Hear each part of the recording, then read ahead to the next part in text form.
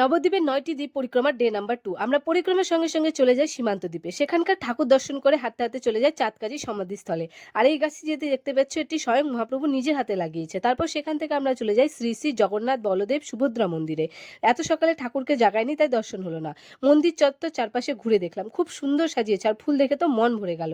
মন্দিরের ভেতরে আর একটি ছোট মন্দির ছিল, সেখানে দেখো কি বড় বট গাছ, কত বড় জায়গা জুড়ে ছড়িয়ে আছে, আর একটি শিবলিঙ্গও ছিল। তারপর নদীর ঘাটে গিয়ে নদী পার করে সকালের খাবার দিল, সবাই মিলে সেটাই খেয়ে নিলাম। আর তারপর চলে গেলাম শ্রী চৈতন্য মঠে। সেখানে গিয়েও সেখানকার ঠাকুর দর্শন করলাম আর চলে গেলাম সুবর্ণ বিহারে।